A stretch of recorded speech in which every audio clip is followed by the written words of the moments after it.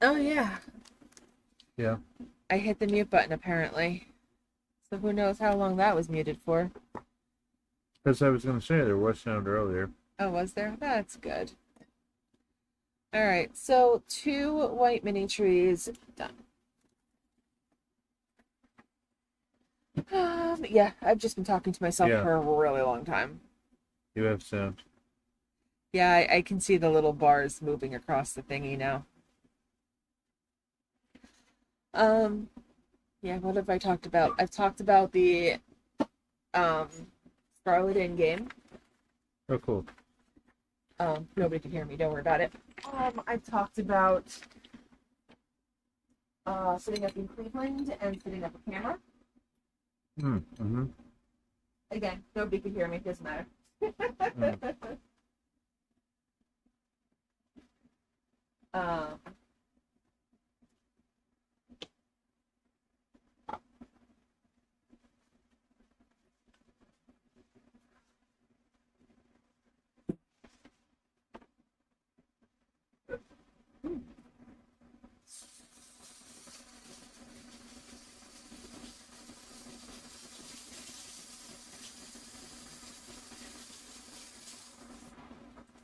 oh, I said that there has to be um,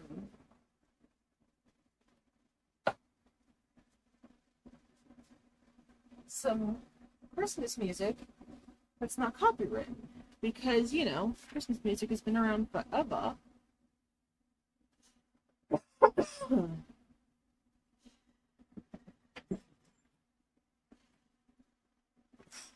So there has to be some Christmas music out there that's not copywritten that we can use while we're setting up the ball.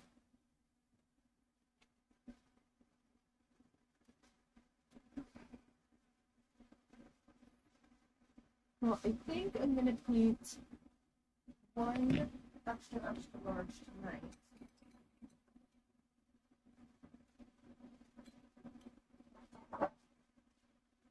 And then tomorrow I'll paint an extra large and stick this one together.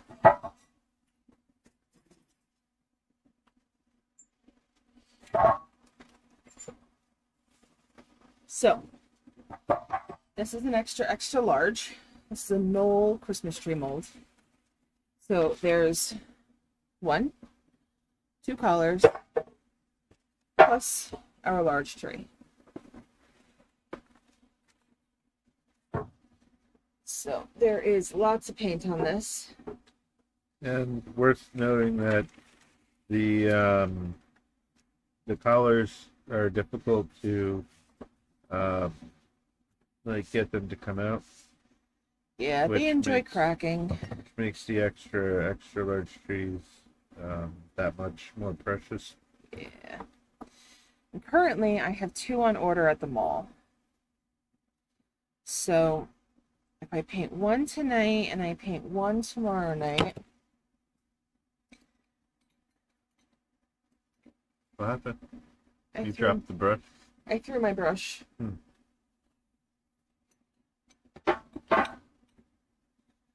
Um,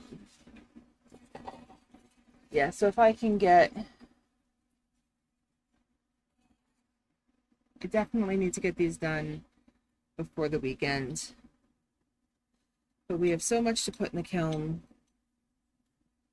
Tonight's going to be a bisque kiln.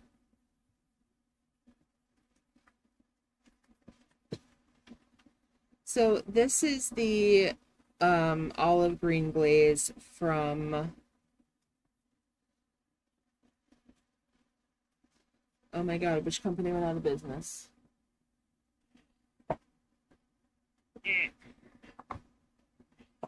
Mako.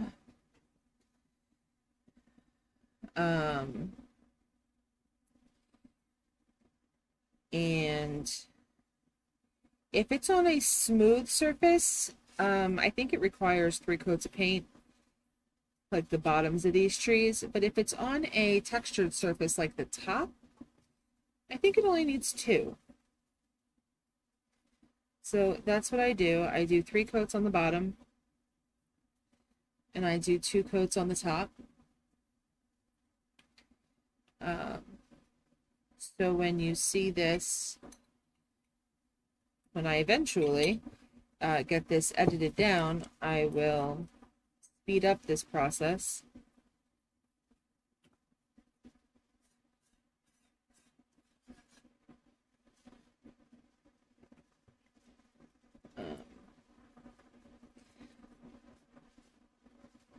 I need to get some good footage of us pouring at some point.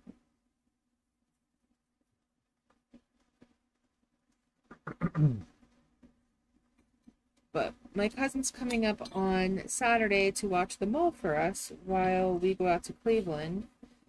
So I'm thinking I'm going to take a day and take pictures and record pouring and cleaning, and maybe not cleaning. I don't know, maybe. We'll see what we have available.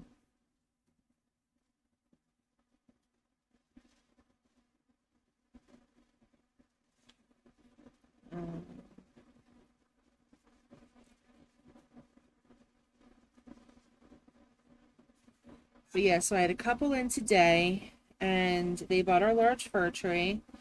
And then they were like, you know, it really sucks because we used to have a tree that was way bigger than this. Like, do you have anything bigger? And I'm like, I do. Like, it's currently bisqued. It is not painted, so I have to go home and finish it. But the fir tree stands at 18 inches, and the extra, extra large stands at 26 inches. And they're like, okay, we want it. We are going to make our daughter jealous.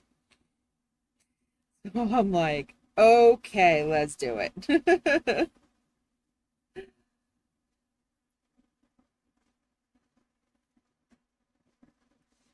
And one of our friend's sisters came in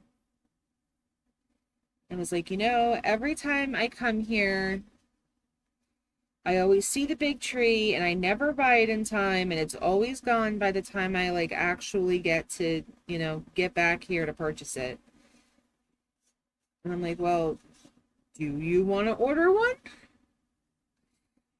And she's like, I didn't even think that was an option. Yes. Okay. Cool. So this is actually going to turn green in the firing. This is not going to be a battleship gray tree.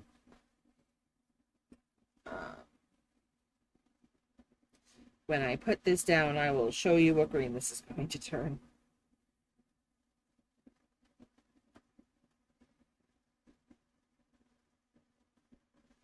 So back in the day, when they used to paint these trees, and I'm sure they still do at some places,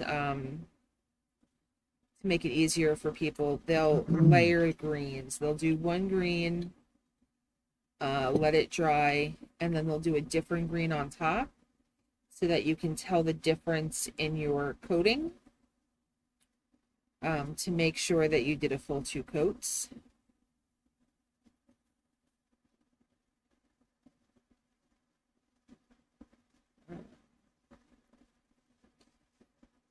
And that's what my grandmother used to do back in the day when she used to teach classes.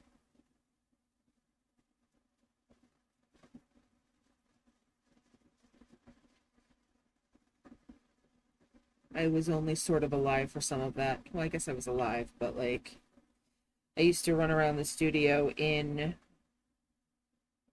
I don't know what they were called. The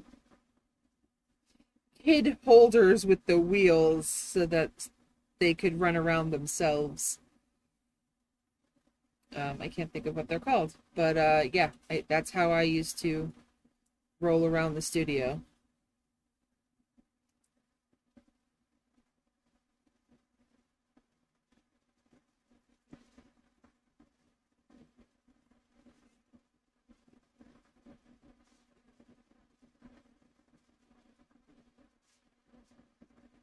babysit for two little wonderful girls that I am very excited to let them start painting stuff as they get older.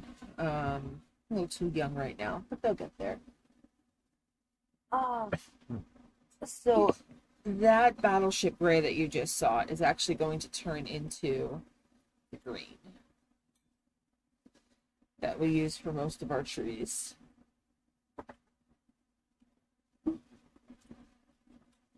What did you think of that base?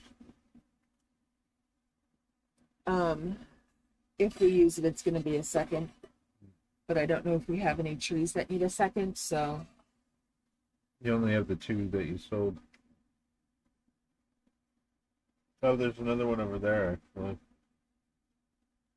Yep.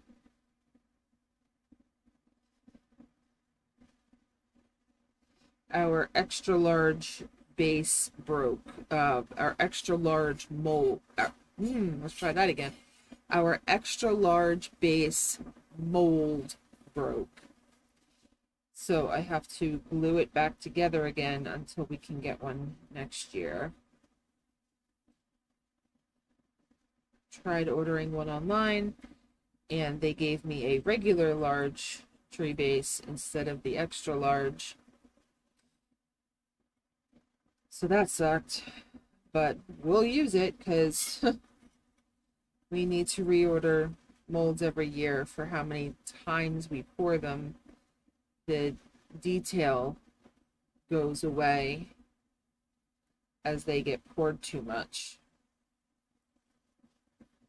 So yeah, a mold will only last us roughly 2 years. The first year we'll do it in green. The second year we'll do it in green and snow, or other colors that don't really need the detail that the green needs. And then the third year it'll get replaced.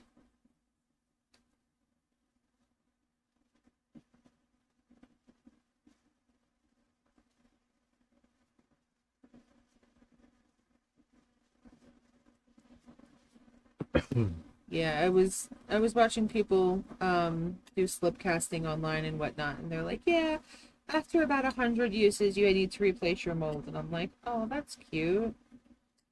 I definitely use mine like twice as much as that at least.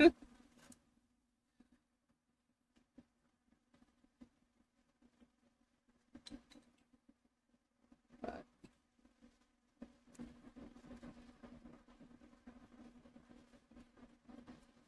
that's okay.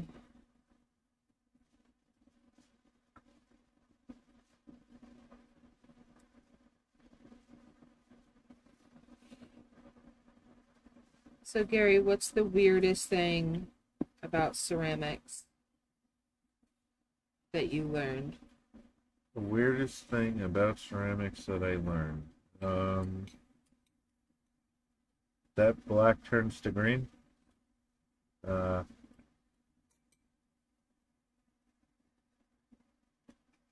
And I do have to say, it's very hard to tell the difference between the black glaze and the green glaze when it's on pieces before it gets fired. How how delicate greenware is.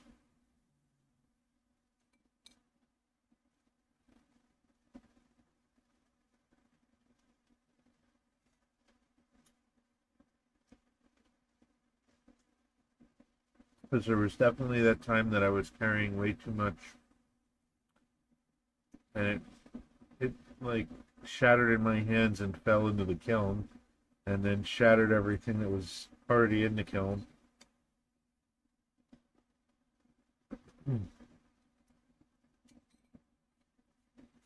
We call that a learning accident.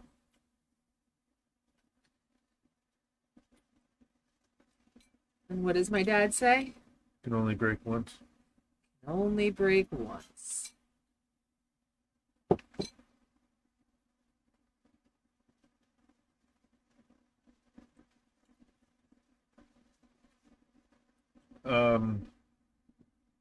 Not to pour the slip too fast into the mold because it creates air bubbles that ruin the bottoms. Yeah.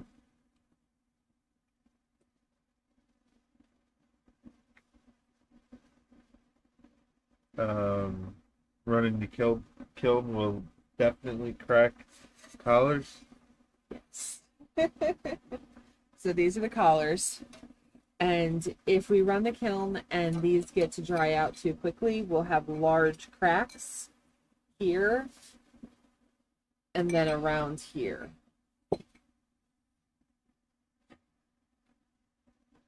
So, Allie, So Gary. I was thinking white up here, right? Where it's like divoted. Okay. And then do this one like blue and red.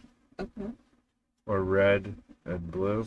Then you'd have like red, white, blue. But that'd be pretty sharp, right? Yeah, we could do that. So we make awareness ribbons.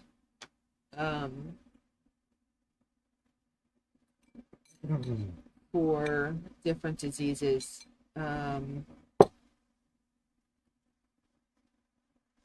Like pink for breast cancer and yellow for veterans and white for lung cancer and teal for hydrocephalus. That's it. And a little ornament with a hole at the top. So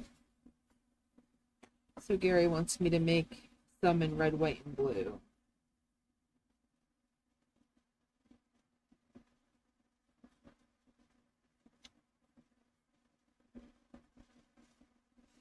I should actually stick some of the yellow ones over by the military.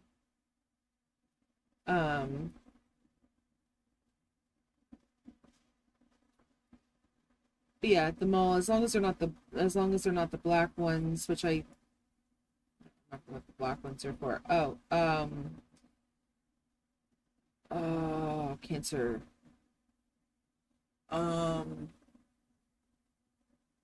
Prostate cancer are black ones.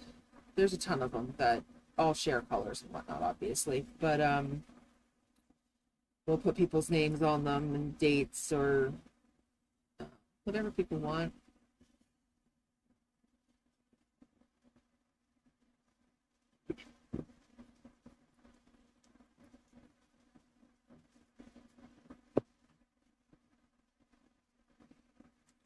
So I'm getting sleepy.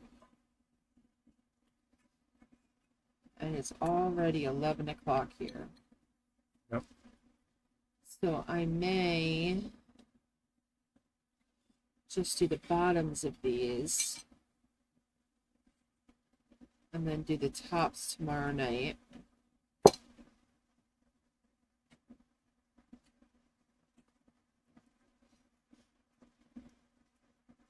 You do the bottom when it goes in the color? So I do the bottom. I would like to think that the glaze makes it stick together better. Huh. I'm probably wrong, and I see no difference between Mom only doing like an inch in and me doing the entire thing. But for some reason, it makes me feel better. If it helps you sleep at 11 o'clock, I guess that's good. Yeah.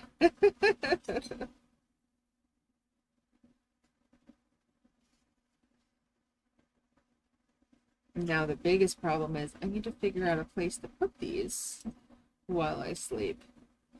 Because the biggest problem that we have currently is Hey. flat space. We would like to build a larger studio off the back of the house. And we're going to need to save up for it and whatnot. But that is something that we would like to do eventually.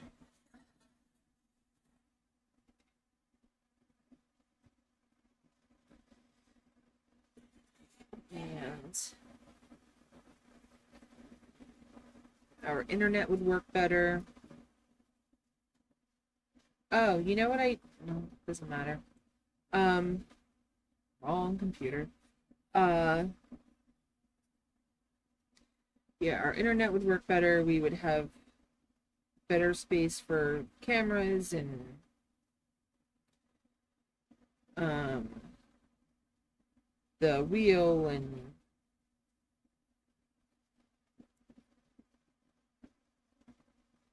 I'd have enough room to have a table next to my wheel that I could easily reach stuff.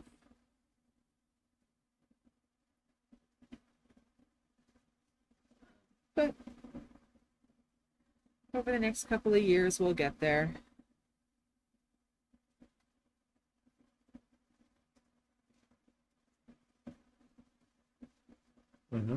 It'll be nice. Yeah, and then that would turn this room down here into a gaming room,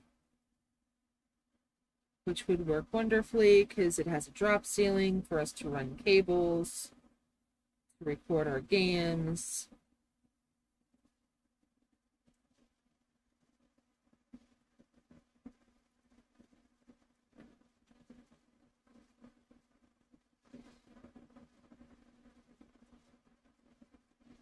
We'll get there.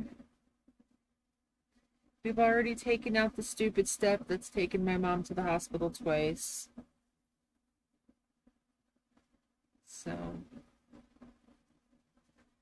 you had to step up onto like this little tiny platform to then step down into the garage. It was the silliest thing. It wasn't blocking water. It wasn't doing anything.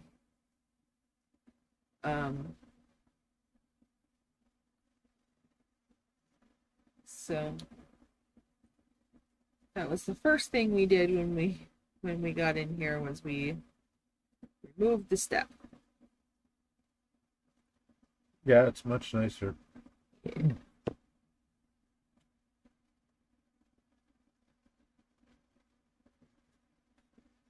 So eventually I'd like to get solar panels and the studio, and but you know, everything takes time and money. Slowly but surely we'll get there.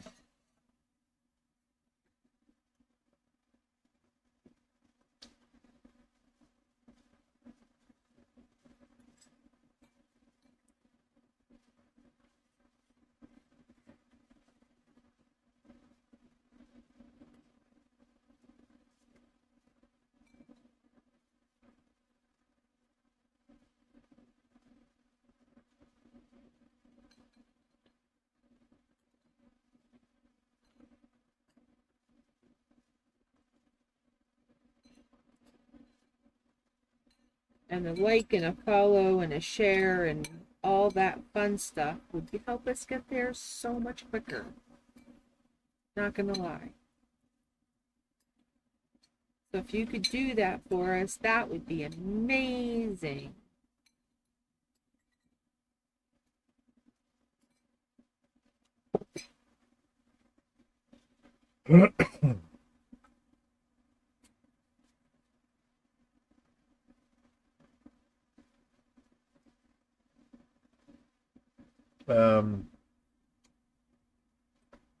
Some other things that were shocking to me, how heavy the slip is for such a little box. 2-gallon box. It weighs 20 something pounds. I used to carry 2 at a time. And then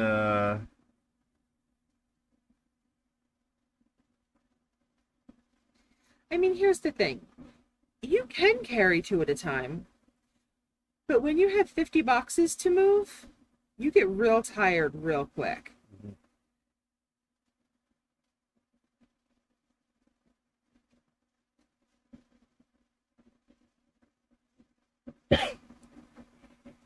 So yeah, I would unload like 10 boxes a day. 5 before I started pouring, 5 when I was done pouring, or in the middle of pouring if I got bored. And I would do 10 a day, and over the course of a week, I would get the van unloaded. Because our flip guy would just drop the forklift pallet. He would just drop the pallet in the van for us. there's also the how slippery slip is. Which would be why it's called slip. I have an ice chopper in the garage. Ice scraper, ice chopper, in the garage, so that if we spill slip, we can use the ice chopper and push the dust over the slip to like make it congeal, that so that we can like move it out of the way for it to dry before we throw it out.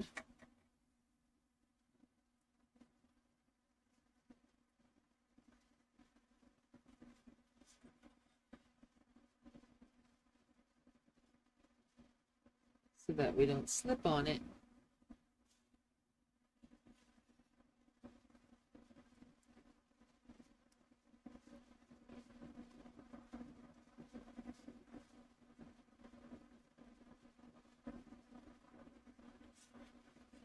Alright, I think I'm going to be done for the night.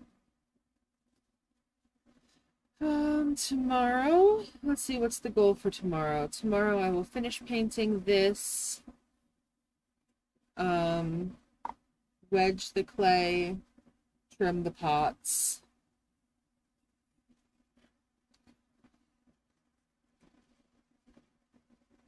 And then I'll put this together, and maybe I'll paint another one. Maybe not. I don't know. Maybe that'll be the next day.